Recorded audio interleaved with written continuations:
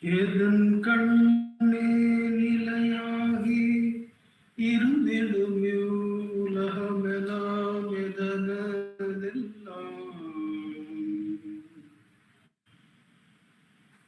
எதனென்று அனைத்துலகும் எழுமோ மற்றிவையாகும் எதன்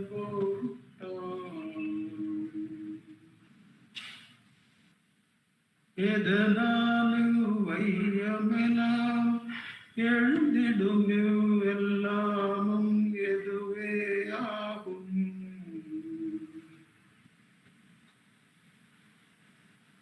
அதுதானே உலகுருளாம் சத்தியமாம் அச்சரூபம் அகத்தில் வைப்பான்.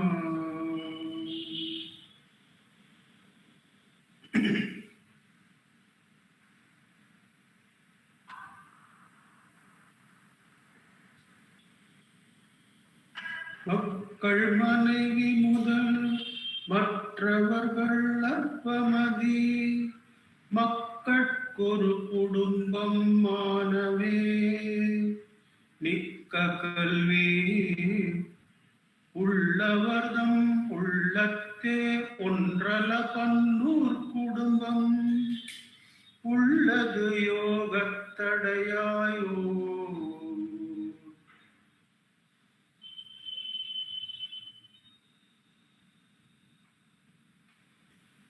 மக்கள் மனைவி முதல் மற்றவர்கள் அற்பமதி மக்கட்கொரு குடும்பம் மானவே மிக்க கல்வி உள்ளவர்தம் உள்ளத்தே ஒன்றல பன்னூர் குடும்பம் உள்ளது யோகத்தடையாயோ.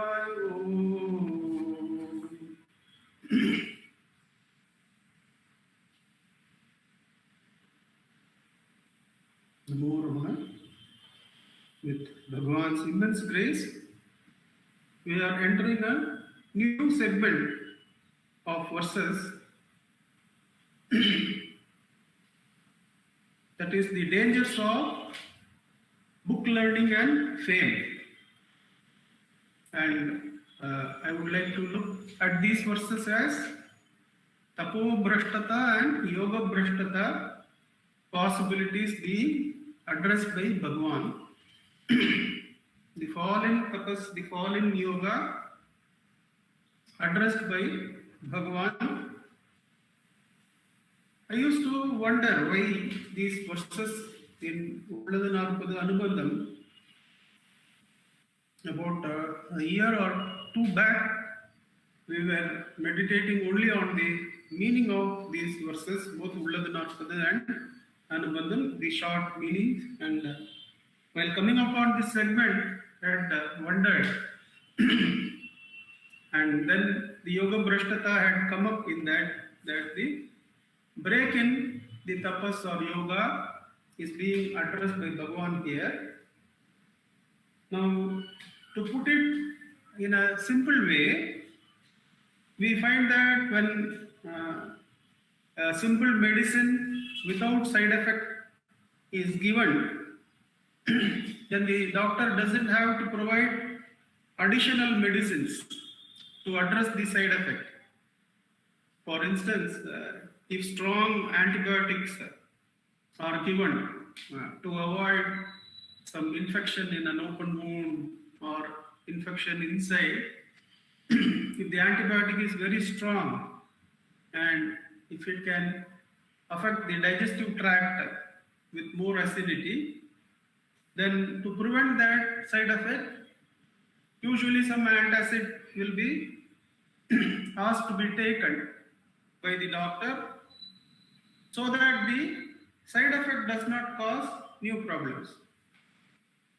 Whereas when a simpler medicine is enough and does not have any side effects, no additional medicines are required.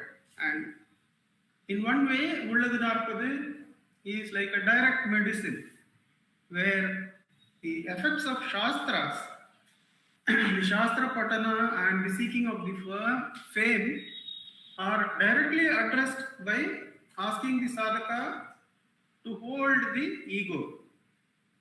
So the dangers of Shastravasana and the dangers of running after fame are directly addressed to the follower of Bhagavan's teachings under Ulladu Narpadu,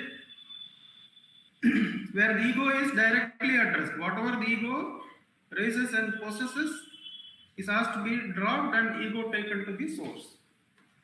Whereas here, and interestingly, the way we started also gives a clue to this. Like, as usual, I had started off with an open mind, so to say, while going through Ulladu Narpadu Anubandham to take up the discussions. And the initial instinct was to go through all the wonderful scriptures. So, if you go back and see in the first few sessions, there was an intent to go through the Yoga Vasishta, then Adi Shankara's works, and the works of Allama Prabhu, and many others, especially Yoga Vasishta, which contains so many verses here, and so many other scriptures in the course of our going through Anubandham, because these are essentially translations from various scriptures. And today's verse is a translation from Subhashita Ratna, a work of about 10,000 verses. And my initial instinct was, let me go through whatever the work was referred to and bring out the Sara of that work in the 1 week.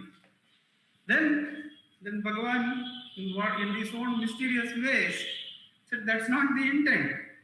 The intent is to go to the root or the essence of what those teachings are and translate it into something very practical and directly applicable. So we see the danger of when scriptures are brought towards us, there is always this temptation to go through the whole work.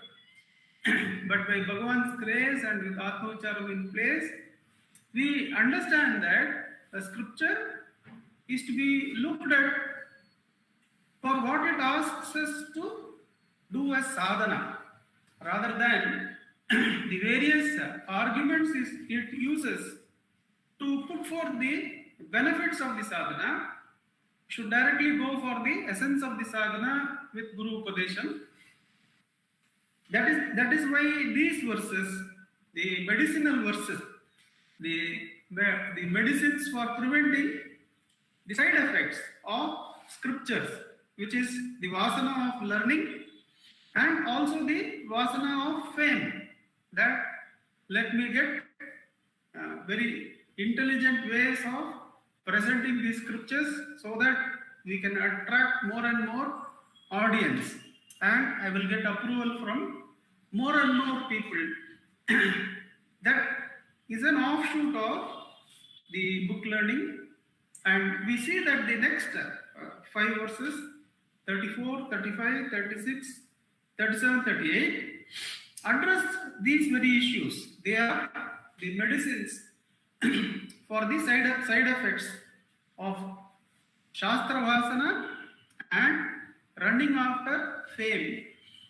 34, 35, 36 are about Shastra Vasana, and 37 and 38 are about fame and being praised and being abused also. Then 39th verse is about why Advaita can be practiced with everything else except when coming to Guru. And why that is presented like that, we will go into in the 39th verse. And the 40th verse is the Saramsha. The Akila Shastra Saramsha is given to us by Bhagavan in the 40th verse. But let's go to since we have taken the antibiotics having side effects, let's take these medicines of these 5 verses, where the verses deal with the intellectual problems of Shastra Vasana and seeking fame. So now going to the verse proper. Makkal Manaivi Mudal Matravargal Arpamadi Makkatku Oru Kudumbam Anave. For the simple people,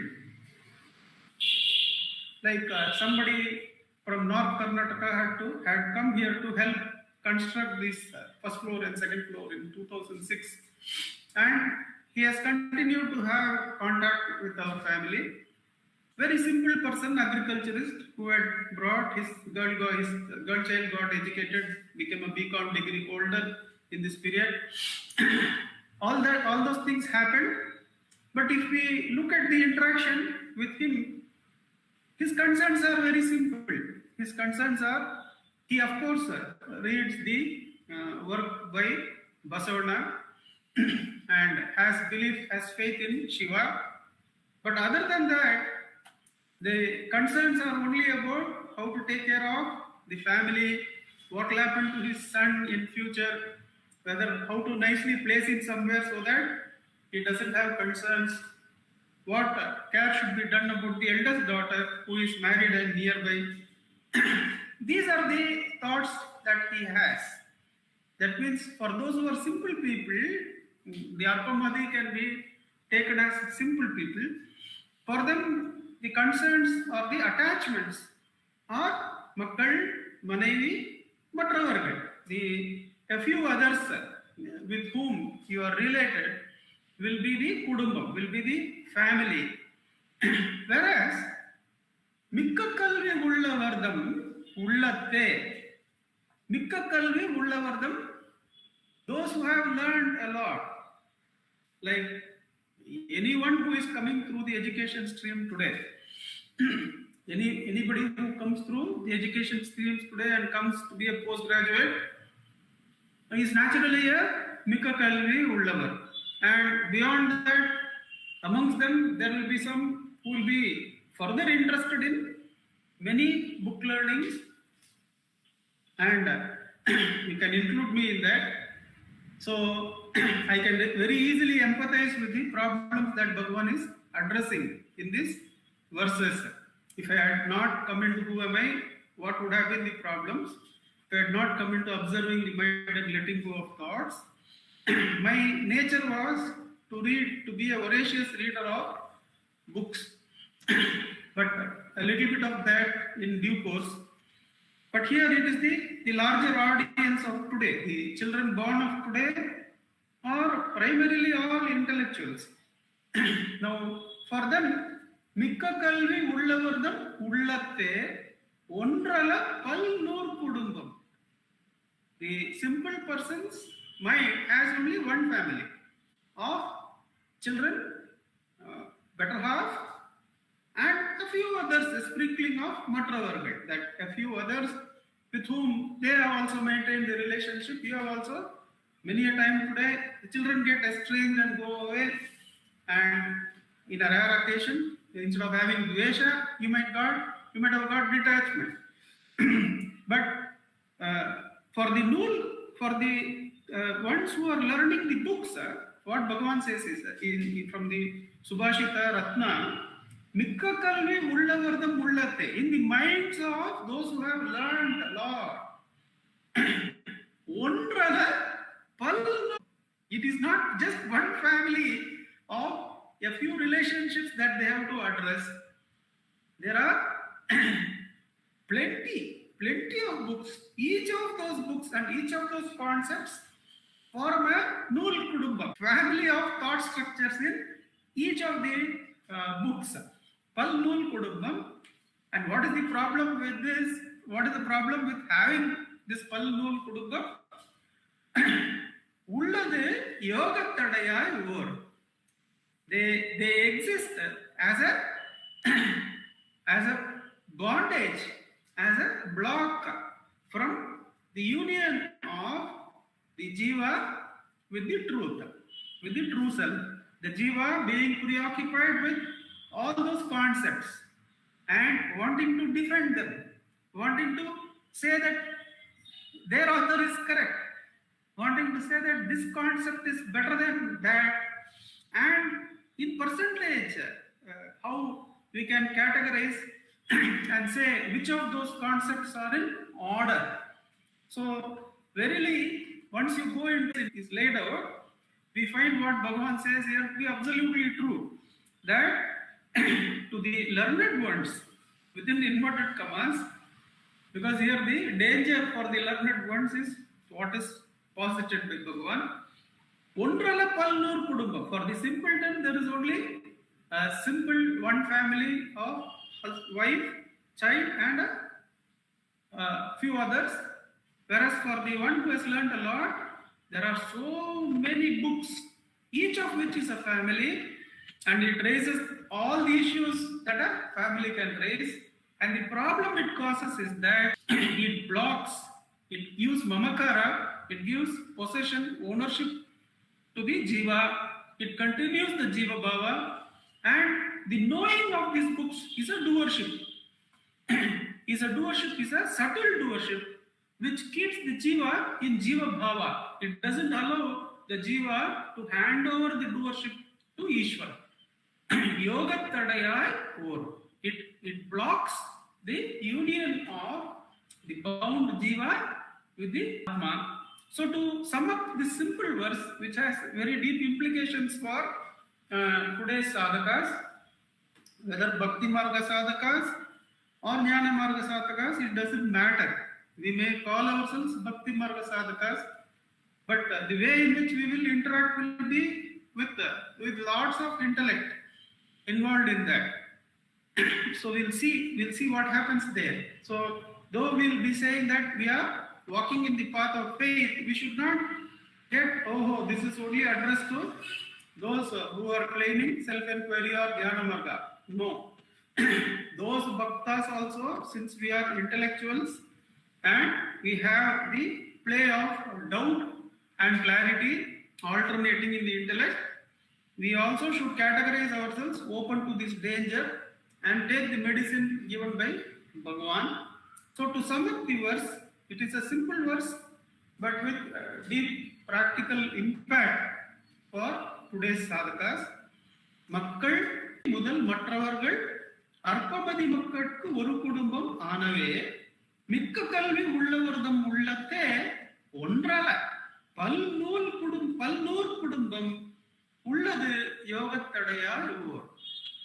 To the simple ones, there exists only the bondage, only the attachment of one, consisting of a spouse, the children, and a few others. Whereas for the learned ones, for those who have picked up lots and lots and lots of learning, there are so many books, each of which is a family, and all of which combine and block that jiva from having yoga with the Supreme. That is the meaning. Now, let us go into what its root impact is. What this means in sadhana, and Bhagavan helps us out by covering these aspects in talks 594, 595, 596. If you are free, you can go through those talks. But the root of those talks is like this. And this is what we have to grasp. And we have to take the benefit of these instructions in especially talk number 596, which Guptaji has forwarded yesterday. It so happens that most of my interactions in these sessions have been from either talks read by Venkateshji the preceding day or that day, or during the days in which we have meditated, or by Muktaji, or by somebody who has sent some. So the hand of Bhagavan in bringing in what is to be discussed is what has been surrendered to and is what has been felt even while discussing all these verses of Bhagavan. So that is what is discussed by Bhagavan in talk number 596, that the faith that Bhagavan is the one who is doing everything, and we are not even instruments in that. He has covered everything so completely that we don't even have to feel that we are an instrument in that act of, let's say, speaking about Ulladu Narpadu Anubandham or listening about Ulladu Narpadu Anubandham. That's what is the import of the talk number 596, where the questioner asks almost indirectly, almost sarcastically that, oh, is not God taking care of everything? Bhagavan says, yes, he is taking care of everything. And if then we don't need to do anything, isn't it? Like that. The questioner is asking, when you say Bhagavan, God is doing everything, then why do we not to do anything? Bhagavan says, yes. To the surprise of the questioner, perhaps, the questioner must have felt, no, you all. Then Bhagavan says, yes, it is true that God does everything. So you don't need to do. But this doubt would not have come if you had understood that. If you had had that faith that God is doing everything, this doubt would not have come. This question would not have come. You would have simply been, Chintayake maduttidde chinmayanidane. There is faith in God, absolute faith. Then where is the need for the thinker to think something? There is only total acceptance in all planes, and there is only the stillness of the jiva being always submerged in the Paramatma. There is no doubt with which the ego can raise. Then he says, see, then what about instructions for me? The questioner asks, what about instructions for me to surrender or instructions for me to do dhyana? I say this, see, since you seek instructions, that means you have not understood God's supremacy, that God is taking care of everything. You have not understood, the intellect has not understood. It is seeking instructions from somebody how to keep quiet, because it has not understood the greatness of God. For such ones only all the Shastras are there, he says. For such ones only all the instructions have come up. Now this gives us a perspective. This gives us a perspective that if we had been, if we were as simple as Lakshmi Amma, Lakshmi the holy cow, or Ramanath Brahmachari, or Mudaliyar Party, or the so many cooks who have learned the Atma Jnana from Bhagwan. One of the instances of those simple people who have gained Atma Jnana from Bhagwan was once again posted yesterday by Muktaji, where I think it is Shantamal. The narrative goes somewhat like this, that after coming to the ashram and in handling the cooking and serving, Shantamal for a long period of time would first start with Bhagwan. And the interesting part that is brought out by the narrative is that Bhagwan did not stop her. For a long period of time, Bhagwan did not stop her from doing that. She would go serve Bhagwan, and then only she will serve with this one to others.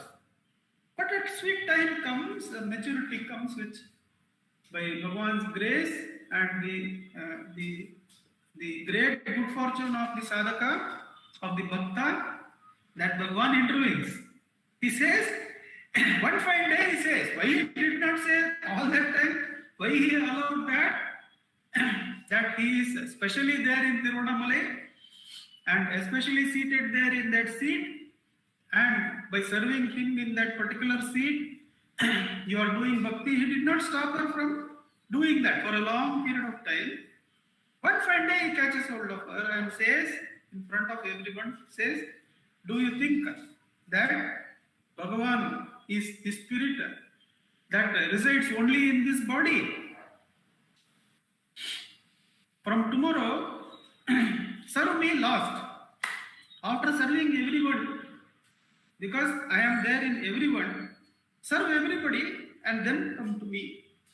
And what a profound transcendence that one moment must have been in that devotee's life.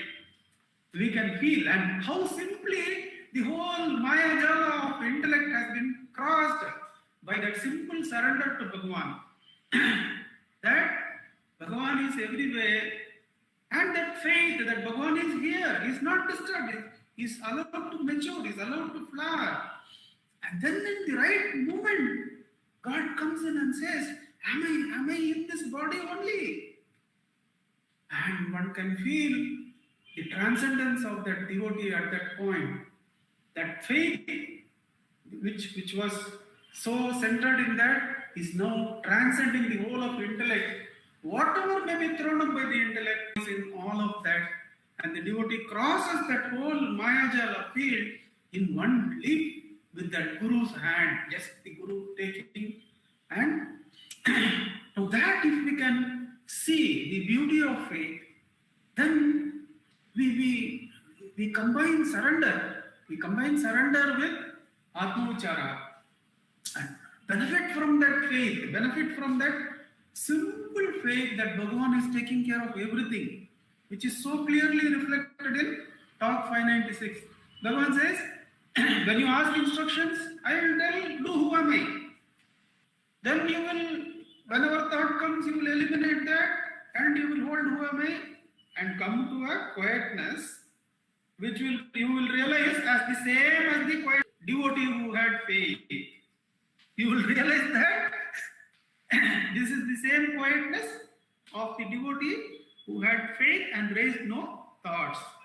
So, what does that mean? Does that mean that self-inquiry is lesser than or equal to only devotion? And Bhagavan says no. Self-inquiry includes all sadhanas. It will reveal the beauty of and the simplicity of devotion, but it will also reveal the path through the rough and tough and tired and tumble that the intellect takes by going through that subtle doership with doubts, clarification, settling down, then again be disturbed, going to a little bit of yoga, then having great doubt and falling back the snake and ladder back to zero, then start and go again. That path is also understood by the one who is doing self-inquiry. So Bhagavan says, he ends that talk by saying, self-inquiry includes all the paths. It includes all the paths. Therefore, it gives you respect for the simplicity of that devotion and how simple it can be. Bhagavan ನೋಡ್ಕೊಳ್ತಾ ಇದ್ದಾರೆ, ರಮಣರೆಲ್ಲವನ್ನು ನೋಡ್ಕೊಳ್ತಾ ಇದ್ದಾರೆ. Ithangiru, one devotee from Madhvacharya's had joined us in Girivalam. His name was, I think, Ganesh. His favorite statement was this, that ಏನು ಹೇಳ್ತಾ ಇದ್ದಾರೆ ದೇವರು, ಇಟ್ಟಾಂಗಿರು ಅಂತ ಹೇಳ್ತಾ ಇದ್ದಾರೆ ಅಷ್ಟೇ. That means the essence of surrender is however God places us. No, yeah, that's a tough sadhana for the intellect, but it is for the arpamadi, for the ones who are simple. Because Gaudaru, who I referred to as the one who had come and helped out in construction of the house, he would always say, he would go through a lot of turmoil, but he would always say, ಅವನು ಆಟ ಆಡಿಸ್ತಾ ಇದ್ದಾನೆ sir, ನಾವು ಆಟ ಆಡ್ತಾ ಇದ್ದೀವಿ, ಯಾರು ತಪ್ಪಿಸ್ಕೊಳಕ್ಕಾಗುತ್ತೆ. And in that one moment at least, he will get that peace which Atma-Uchara will give. Now, coming back to the import of the book learning, in one of the talks, one Mr. Pierce, he asks an important question which is very applicable today because he is a principal of a school. This principle of is what Bhagavan is saying here. Does it mean that the modern education, the modern way in which we are living, it is completely removed from sadhana, spiritual sadhana? Book learning is so dangerous. Bhagavan gives, no, it's not like that. The principle of that school asks, he refers to verse number 36. I had shared that 34, 35, 36 are all the three are about the dangers of Mikakalvi, of much book learning. 34 is the verse we are seeing. 35 is about the destiny. How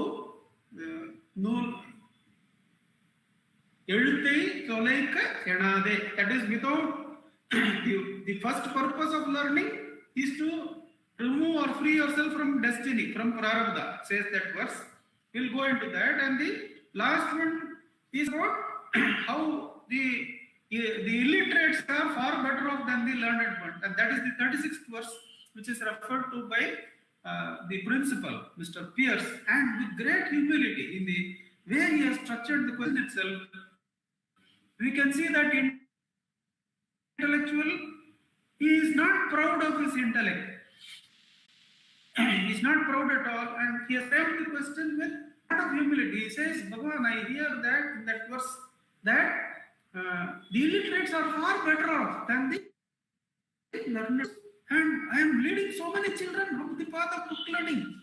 Am I doing totally the wrong thing? Or should I mark a particular place where I start educating the children in Acknowledgments? In the should I have that? And Bhagavan says no. It's not the book learning that is condemned. It is the pride in book learning and seeking of fame that is condemned. So he covers the gamut of these 3 verses and the next 2 verses. It is not the book learning by itself that is condemned. It is the pride, claiming that I have this much knowledge, much better knowledge, or more, my teacher or the segment which I know is far greater than other segments. Now that is a hidden ego, because in it is hidden that I can judge which is better, and the ego will not know that it is still the doer, it is still having that pride. Egoistic, it is still having pride, and hidden pride is that because it will feel that I am only claiming the greatness of my field. So that is what Bhagavan points out to Pierce, that it is not the book learning by itself that is condemned, it is the pride, it is the seeking of fame that is condemned. So that is set right for us by Bhagavan, that the modern education we see in our homes, the children, and the way we are structured, the way in which the social media is there, the way in which so much of internet is available to us. I see, I talk to somebody having, I just scroll into the internet and see what is this drug for, what is that. Then I tell that Amma, this is better, I think, this is what the doctor is trying to do. This is what he is trying to address, this is why we have to take that medicine. So that much knowledge is easily available. So book learning has become much more accessible. Now what are we to do with that? Now, so leaving Pierce alone and thanking him for his contribution to us, that he has brought out of Bhagavan, that it is not the book learning that is condemned, but it is the pride in book learning and the fame that we see. We come to the point now, what are we to do? Because I have been discussing that one of the aspects of going through Ulladu, Narpadu and Anubandham has been all. That has been one portion we have been putting some attention on, and how Bhagavan in his magnificence has covered the whole gamut of human life so that we can take it directly to them. And in that, if you recall, we had recalled talk number 26, 27, 28, where he opens up Bhakti Marga. The Bhakti Marga, he says it is not only Bhakti of what we consider as God or as Guru, but even the love for humanity, the love for Dharma, the love of art. This itself also can be called as Bhakti. He simply opens up the whole modern area of study, that one devotion in that one area will put aside the interests in the other areas and will bring ekagrata in its wake, he says in that segment. But here there is another interesting way in which we can see how the modern book learning based life can be approached by us, either to take this to our children who are studying or to apply it to ourselves. We fall back on Bhagavan's instructions to F.H. Humphreys. It's a beautiful set of instructions, very small one, but the way in which it approaches self-inquiry, it covers the whole gamut of what is there before us as book learning. Because Bhagavan says to F.H. Humphreys, the phenomena are huge, are multiple, are in thousands. So don't go after the phenomena. And the way in which the phenomena is perceived is another area of study. So do not even look at the way in which the phenomena are perceived, but only focus on the one who is perceiving, the one who is responsible for the way of perceiving and the phenomena. So that is self-inquiry, he says. Of course, you practice at least for 15 minutes every day. It takes a long period of time to make a master, but however, in a few months, you start finding the effects of self. But that particular teaching gives us an overview of book learning, because book learning can now be seen by the teacher who, for himself or for the student, that books can be about phenomena, which usually they are, how phenomena are related to each other. The phenomena can be about the physical world, it can be about the human beings, it can be about the plants, it can be about relationships between human beings, phenomena. All those branches of sociology, the physics, chemistry, biology, the anthropology, all can be taken as the phenomena learning. And the other, which the modern education has started introducing, true moral education. And if you go to the West, they have the introduction of mindfulness meditation across their educational stream. We find that right from second standard, third standard, they have started introducing the mindfulness meditation. That is, they ask the student to observe themselves, what kind of emotions they have while sitting in the dining table, while listening to the teacher.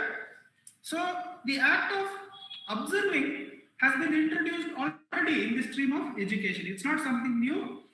And we find that while introducing that in the 70s, they have been very sensitive.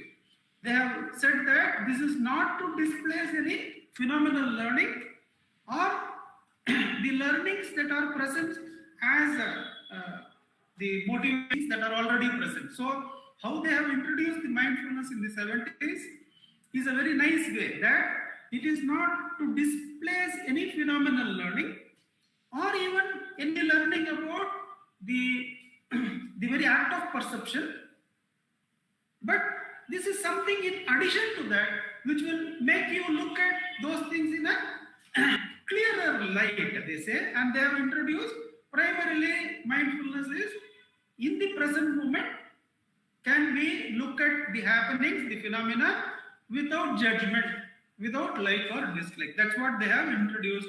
That's introduced in various ways. So that means the first part, the study of phenomena.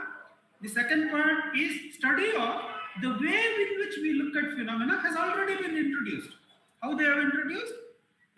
Can you observe the phenomena or the teaching or the class or the relationship with others in the present moment without like or dislike? So they have the way in which the studies are perceived. So it is quite appropriate for us, for our own sake and for with whom we are dealing, that now, without disturbing any of this, without disturbing the studies of phenomena, which are multiple, says Bhagavan, and not even on various methodologies of adjusting the way in which you look at the world. It is not. There are a million books which are all dealing with personality development. If you take that area, that the personality development, who you are and how you look at the world, is addressed by many. I have gone through many of them. They are also huge in number of books, plenty. All that can be taken as revising the way in which the perception of the world, and now without disturbing the legion of books on the phenomena or the legion of books on personality development, mindfulness, and the ways in which the phenomena is perceived. Now it is appropriate that we can, for our own purpose, introduce that how Bhagavan has gone to the root. He says, can we focus on the one who is perceiving all this. The one who is responsible for the way in which he looks, and one who is responsible for relating to the phenomena. Pay attention to that. We find how all the books can be had and not possessed. They can all exist. But now we can let them be, and without having any possessorship about that, go to the root, the one who possesses. So that is what we get out of meditating on this verse, that the possibility that we don't disturb the current learning of science, sociology, philosophy, or other branches. We don't disturb the moral or personality development or the mindfulness or other meditations that are already there in the educational stream. But with all humility, we can introduce this. Who is the one who is learning about phenomena? Who is the one who is trying to modify the way in which phenomena is perceived? That automatically brings one to the center without the pride or the seeking of the fame. So that is perhaps opened up by investigating into this verse, where we have the principle asking on our behalf, that it is not that this is something we are going to introduce anew. We find that many of the scientists, they come up to this point. They come up to this point that all the phenomena we study are connected, and therefore we also have to be part and parcel of the phenomena. We find Einstein, Tomchi, Newton, all these people, while studying the phenomena, making a lot of roundabouts, finally coming to the point of surrender, that all the phenomena are connected by one force, which includes us also in that phenomena as a part, and have to remove the separativeness that we feel. Einstein, of course, says this whole thing is an optical illusion. Our separateness from the others is an optical illusion, he says. And the way to come out of it is to have love for everybody. Sarve jana sukhino bhavantu is what he also comes to. So while sharing this with self-inquiry for all, we will not have difficulty at all when we connect with these people who have already worked with phenomena are all connected. In fact, we will find that Newton, Stephen Hawking, and Einstein all agree with Bhagavan's teachings that everything is determined by God. That, and Newton puts it most simply. He says that if I can calculate from the initial position of an arrow, if I can calculate from the initial position of an arrow and with the velocity with which it is thrust, I can determine how far it is going to go and which direction it is going to go, which object it is going to touch. Then all these things that we see are predetermined, because they are all connected, one connected to another. And that I had to talk these words is decided by Ishvara, is what Newton finds at the end of all his studies about science. And same thing with Tomchi, same thing with Stephen Hawking. Stephen Hawking says that everything is predetermined, not be, because we cannot know what is predetermined. It is not only that Ishvara has predetermined everything, but he has not allowed that knowledge of what is going to happen next to even a single jiva. So they come to the point of surrender, and the beauty of the path of devotion and the freedom from pride of book learning. All book learning, they surrender to the unitedness. When you find Einstein, he says we should be thankful to all those people who have learned all these years, because it is on their shoulders that we stand to peer a little bit into the future, and we depend on the future children to carry the education forward, he says. So those who have learned, as Tiruvannamalai says, those who have really learned, Katradanal, Ana Payan Enkol, Valarivan Natral Torahar Elin, says that the indication of one who has learned, one who has come to the purpose of learning, that he surrenders to the omniscient one. Of course, the Valari one is interpreted by somebody who has learned a little bit more, but that there is the omniscient God is affirmed by Tiruvannamalai, that one he coming to the apex realizes that the purpose of coming to the apex of Tamil learning, just like Muruganar did, is to offer all that learning and how little we know at the feet of the Almighty and have no pride in learning at all. Muruganar says, all my Tamil learning I reserve for only one purpose, for singing the praise of Bhagwan and taking his teachings. 30,000 verses he might have written, has nothing to do with any of it, because it has all been handed over to that Bhagwan without pride. These are the exemplars who give us hope that despite having gone through all this forest of books, we still have hope. We still have the opportunity not to carry that load, but offer it to the stream, the Supreme One, and use knowledge only for that purpose, only for that singular purpose of learning the beauty of surrender and the beauty of jnana, which are different from each other. They are one and the same. That is why our Bhagavan says, either understand your meekness, your inability, the complete fragmentary nature of yours, and surrender to the Supreme, or inquire into who you are relentlessly. Don't take any bylines. Don't go off into some stop and get down there and look what it is. Whatever comes as an object, that is not me. Let it go and ask, who am I? And relentlessly go, take that ego to the source. Not go into the branch of book learning. Oh, I love this. Let me go and see that world. No. Who wants to study philosophy? Who wants to read this branch?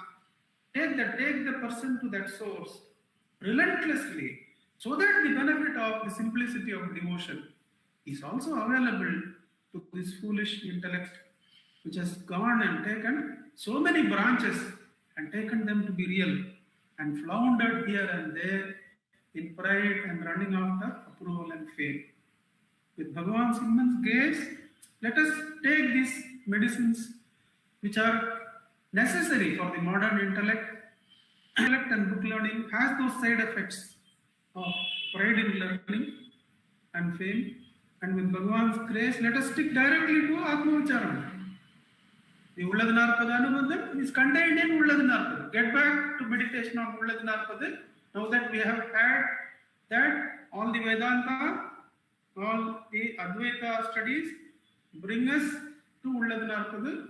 Complete the Ulladu Narpadu Anubandham studies by getting back to Ulladu Narpadu and start practicing Atma-Vicharam. So, Bhagavan and Muruganar have arranged the verses in such a way that we get back to Ulladu Narpadu, we get back to Atma-Vicharam, free ourselves of dangers of book learning and pride once and for all.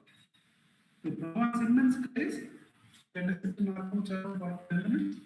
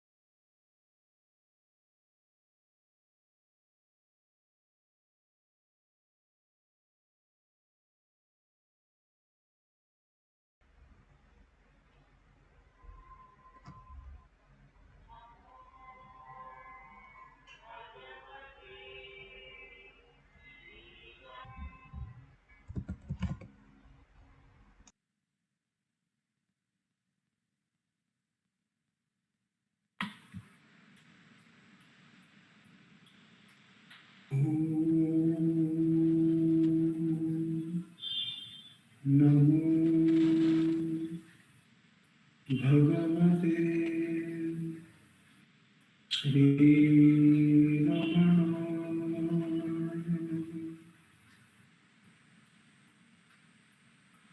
Namo Ramana. Namo Ramana.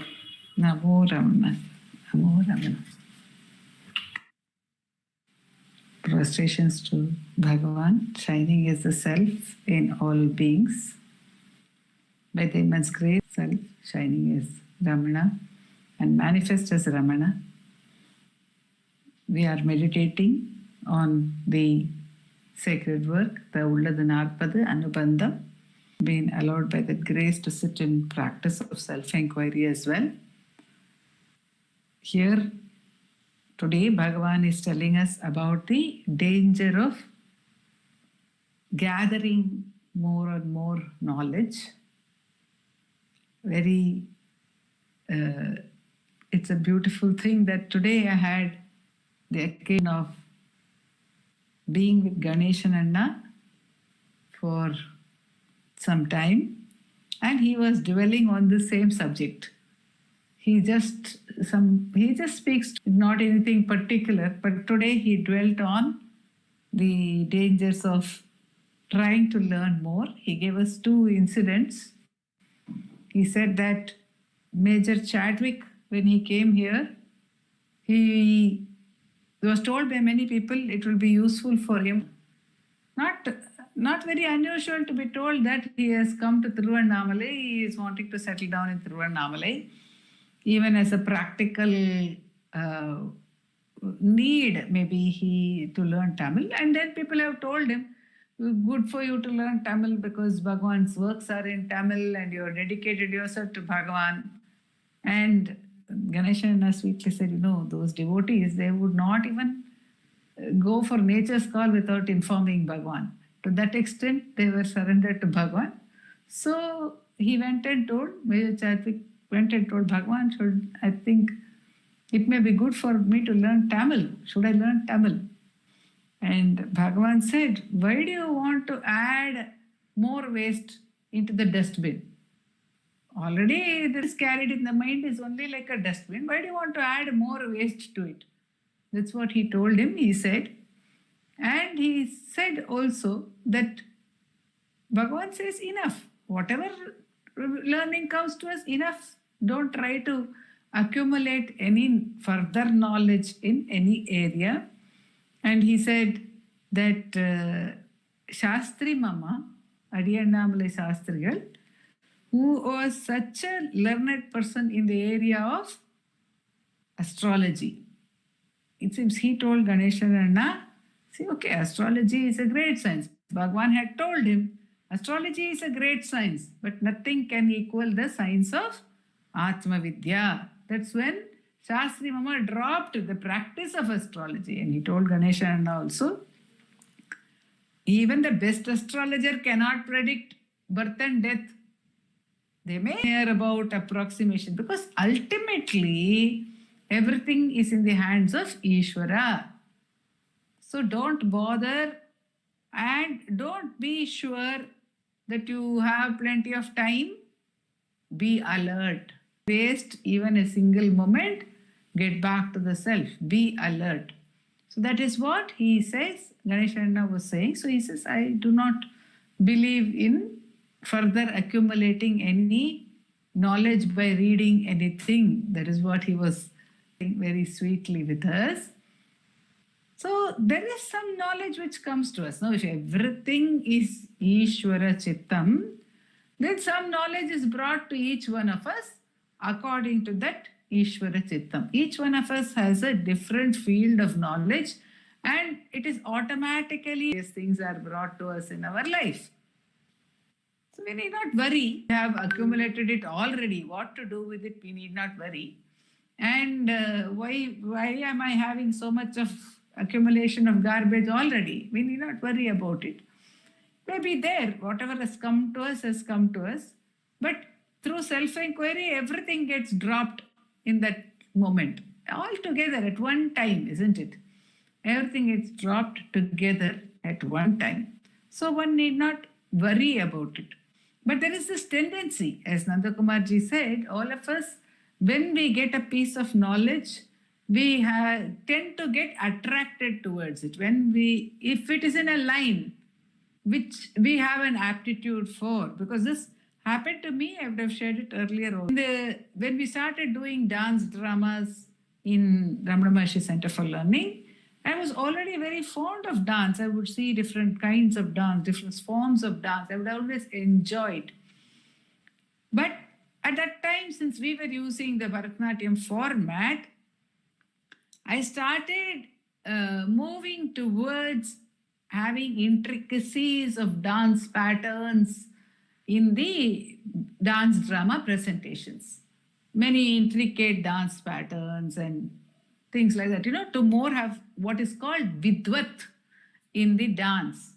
That area I started exploring, and Ambika, my sister, very much more well versed. She has done her PhD in the area of dance. So she should have been more, excited about all these intricate patterns. But she told me, Akka, what is your purpose? Okay, some people have studied, there are intricate patterns, there are intricacies, there is a lot of possibility of expressing the intricacies of Bharatanatyam. Your purpose in these dance dramas, it is to communicate the beauty of Bhagwan's life and teachings. The purpose is not to have intricate dance patterns. To the extent that dance is required to communicate effectively your message, that extent only you should use dance or music or words or whatever you're using. Never lose focus on what you're doing. So that was a great understanding for me, that one can get carried away in one's area. Namo Ramana.